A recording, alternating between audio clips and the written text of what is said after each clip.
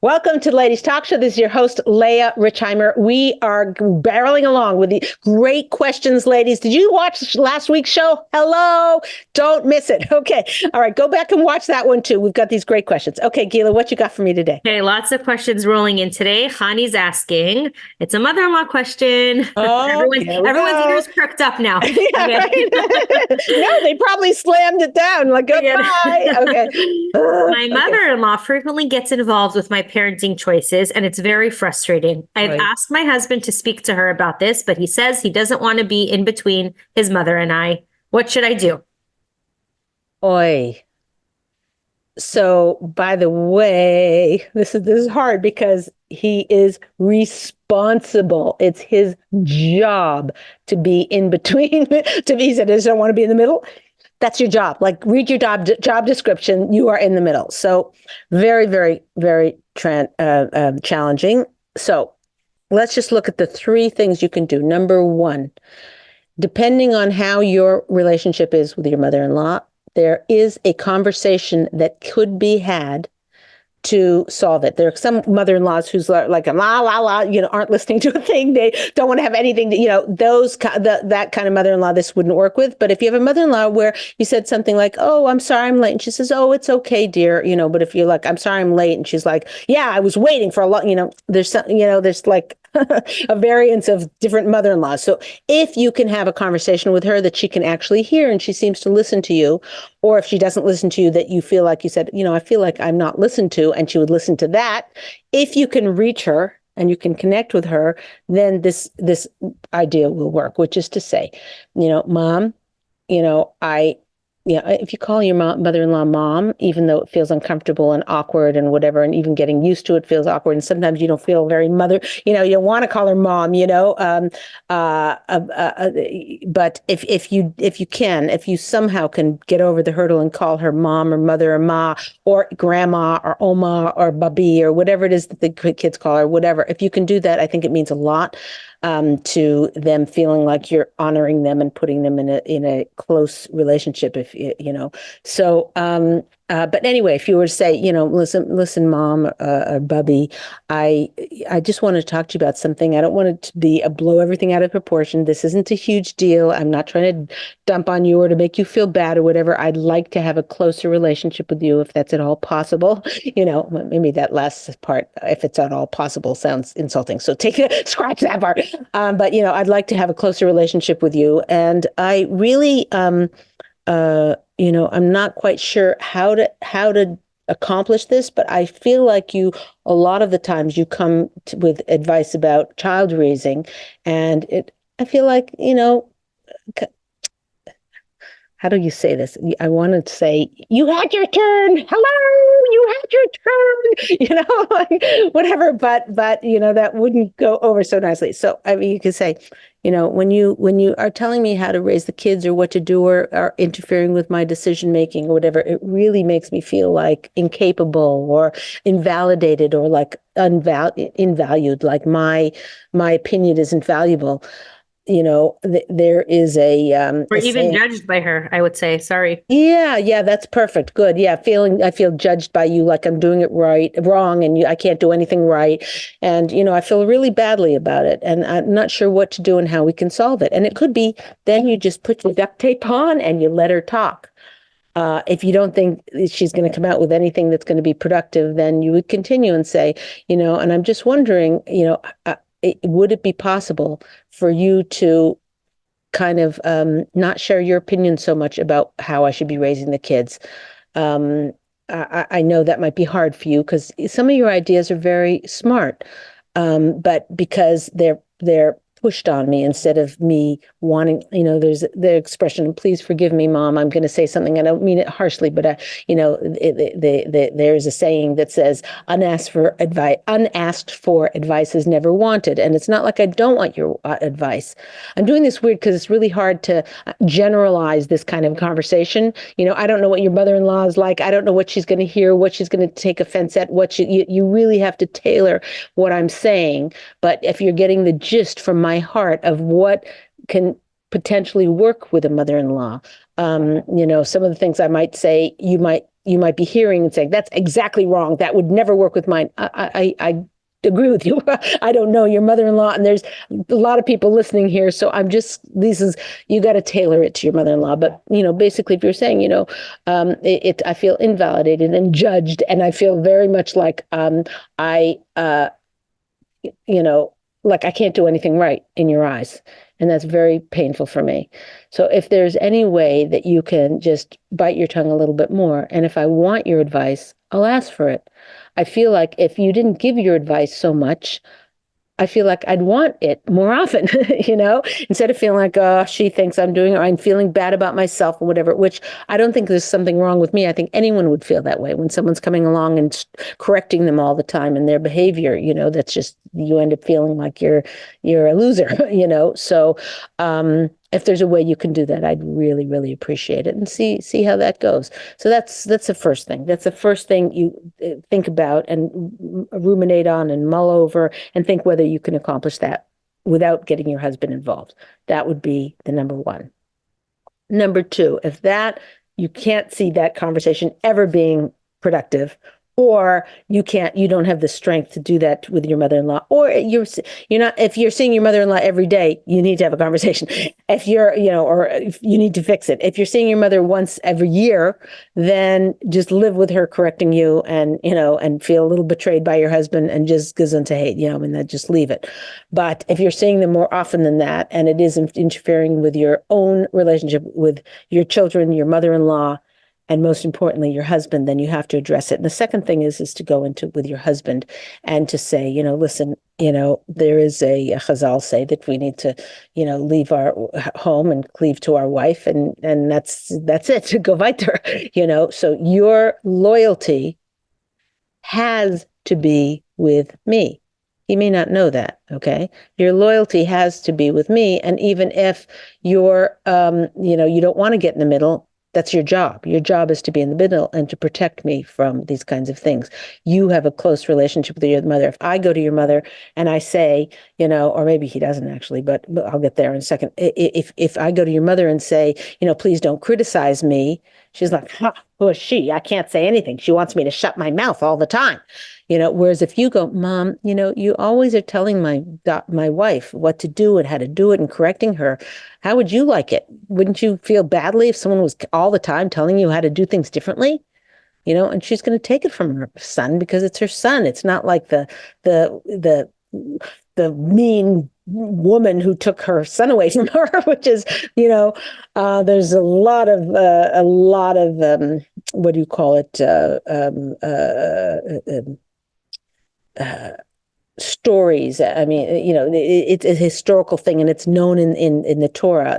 I've got a lot of proofs. I was thinking about it, give them all. It'll take too long, but there are a lot of proofs that the woman and the mother-in-law and the daughter-in-law often have a lot of issues. So it is up to your husband, and his loyalty has to be to you. So the issue, if he has a bad relationship with his mother, that's no good because she's being not nice to you, and then they don't have a good relationship. And I don't know who, we could play the blame game and figure out, is it the mother's fault? Is it the son's fault? Who knows? We don't know.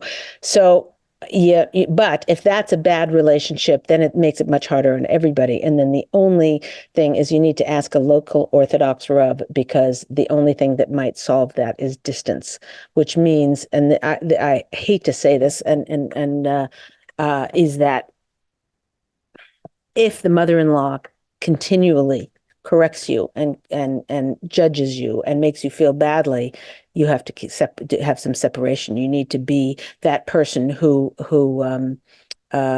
says, look, you can come over today to visit the kids, but if you say anything that tries to correct me or criticizes me or judges me or makes me feel badly, we're going to have to end the visit early. Tough. Ask your local Orthodox Rav. Don't take my word for it. But I've asked these shilas to Rabbanim, and that is what at times you have to do. If there's mental illness with the mother, if there's mother-in-law, if there's emotional dysfunction, if there's a lot of addictions, there could be a lot of stuff that affect it, and you have to protect yourself, and you have to, number one, protect your marriage. Number two, protect your children. And I'll say one last thing before we go on to the next question is that if you are a mother-in-law, I hope you're listening to this saying, oh, gee, am I that person? Am I the one who's making my daughter-in-law feel horrible? Am I the one who's like being criticizing and judging and making her feel badly? And you really got to get yourself some duct tape, as you guys all know this, mother-in-law, what is it? Open your mouth shut your mouth and open your pocketbook. Sorry to be crass, but whatever, but hopefully that sticks in your brain as a mother-in-law. Very, very crucial.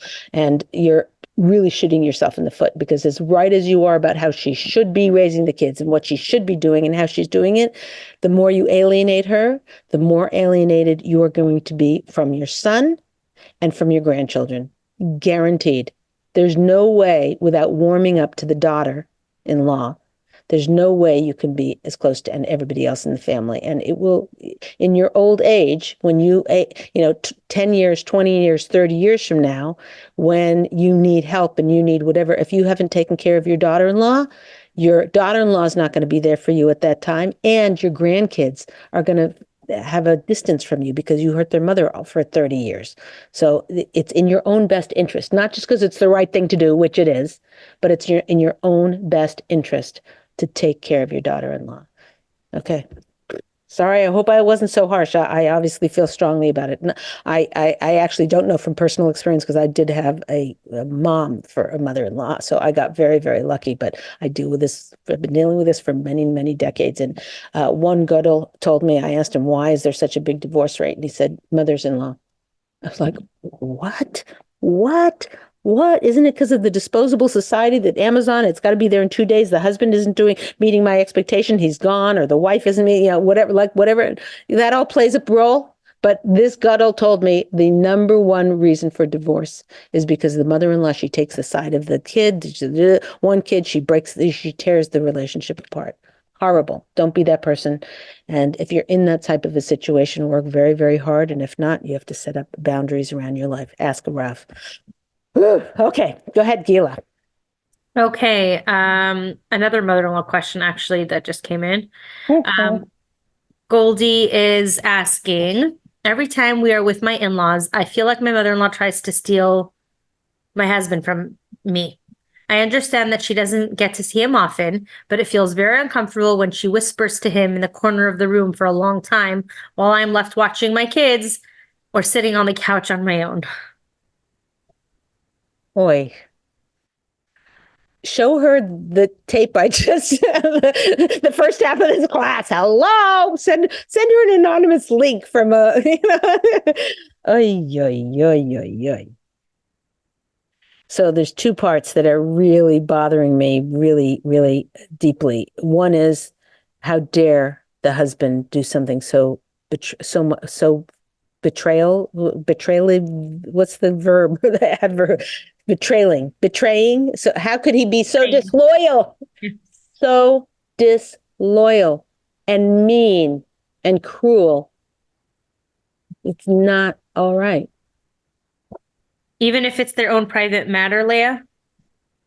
It has to be then? It has to be while she's sitting there? Right. If it's urgent, they need to she say. never gets to see her son, so she's copywriting, Right. So what she should say is, I had Let's a go out for personal issue. coffee. Right. I had a personal issue. We're going to step into the other room, whatever. And also, yeah, it's just painful. It's just painful to think about them sitting there and her just like, oh, hi, Maisha, come here, with the kids and interacting with them and pretending she's okay, It's just really painful. So let's start with the husband. There needs to be a preemptive arrangement. There's preemptive communication. I'm very big on this. This is like actually, I'm thinking of writing a book on preemptive communication, is that in a situation like this, whatever the plan is, you're discussing with your husband, saying, oh, we're going to mom, or mom is coming, or whatever, say, listen, if whispering in front of another person in the room with another person in the room, it's not okay. There's not a chance that the other person doesn't feel like you're talking about them, or that you're devalued, or you're not important, or it's just not okay. Now, if you want to go in the other room and have conversation with her, that's okay. But then why am I coming? And why am I bringing the kids? If I'm the one who's injured, I'd rather stay home. You just go visit your mother. Good luck. And if let's say it's a long distance or something like that, so then I have to be there. Then if you guys want to leave the room, so I'm going to take the kids to the grocery market, or go take them to get ice cream, or take them to the park or something like that. Why should I sit there and they're going to break Bubby's the glass things and whatever. I don't want to watch them myself at a strange environment that I don't feel comfortable in. Whatever. All of these things are valid. I'm making up points as I'm going along. You know what the issues would be of that happening. So you do a preemptive communication, get a journal, write it down, and say, here's the things I want to accomplish with my husband. Here's the things I want him to hear. Here's the things I'm willing to do. I'm willing to take the kids myself. I'm willing to, all this to do. And you have that preemptive conversation with your husband, so that before you get there, you're not steaming and then mad at him for 10 years. Okay.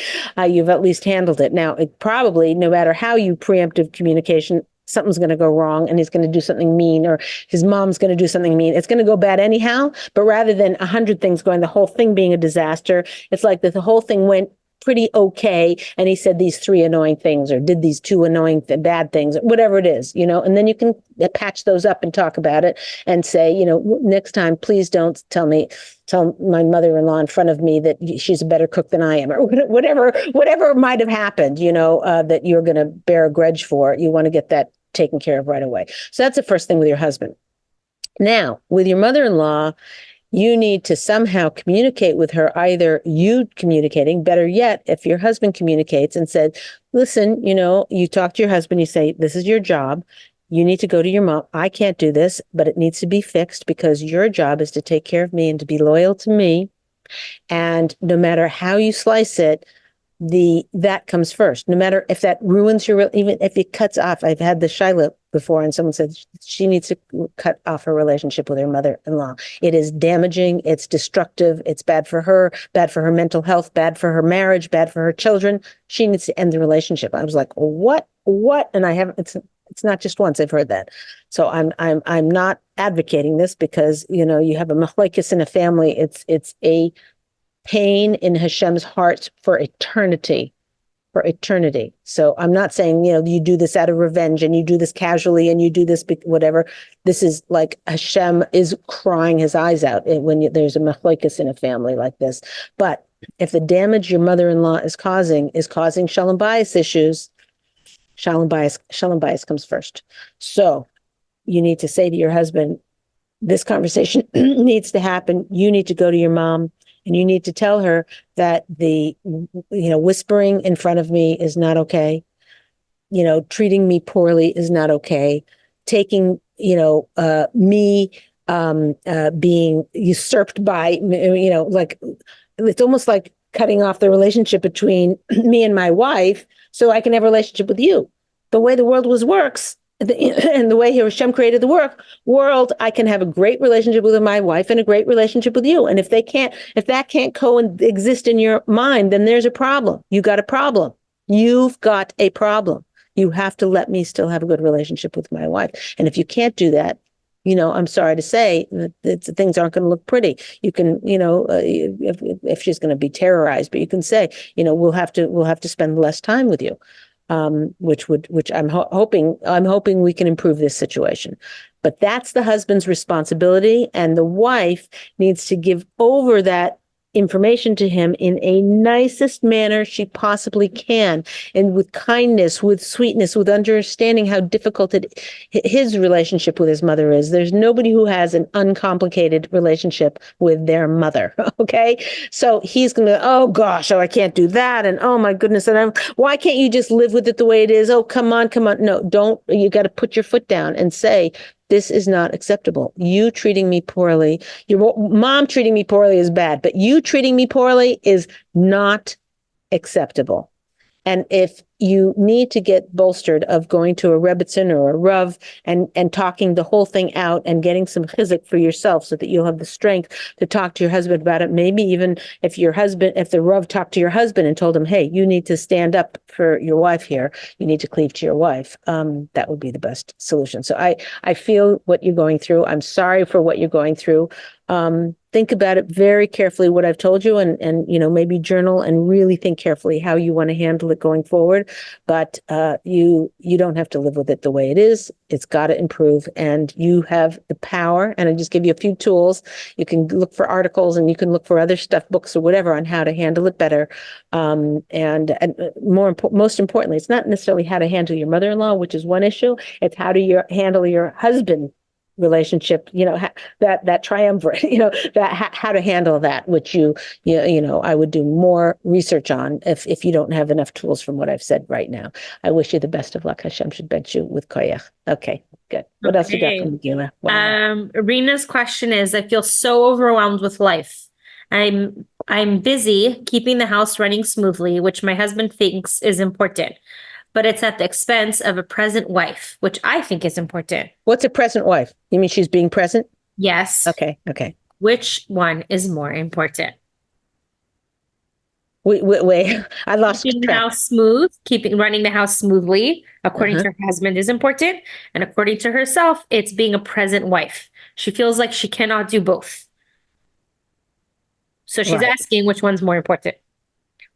But So it's tricky because her husband's asking for one thing and you're supposed to follow your husband. But then she also knows that being a present wife is also important. So it's like a double whammy here. right, it's a fantastic question, and that's a question for your husband. You just got to say, listen, I wished I could be capable to do both, but I can't. So, which would you prefer? And by the way, this question comes up all the time. So I had a woman whose husband wanted the house neat when he came in the house, because always they had a lot of kids at very young ages, and the house was always a pigsty. She was sitting on the floor playing games with her kids and whatever. She wasn't making it clean so that when her husband walked through the door. So this was like this conflict every single day where, what do you want me to be, a great mom to my kids or have a spotless house? And he's like, spotless house. And it was like the opposite of her values, So they made a compromise. They had a she really carefully planned. I helped her, but she really carefully planned how she wanted to present it to her husband, how, what she was going to say, how, what she was willing to compromise on, and so on and so forth. Anyway, the bottom line is, well, maybe it's helpful to tell you what she said. She said, I'm torn because my whole value system, apparently, unfortunately, she was from a broken home, and her mother not only wasn't physically available because she was always at work, but her mother also wasn't emotionally available. So she just felt like she was in a vacuum, and she was an orphan in her own home, very common, unfortunately. So when she finally got married, met her husband, and they started having children, and they had a lot of children, she felt like she knew what it felt like to not have a mother and to not be present and to not, whatever. And that was her deep, deep goal and vision for her life. And when her husband saying, clean the house first, and then be with the kids, which again, she couldn't do both.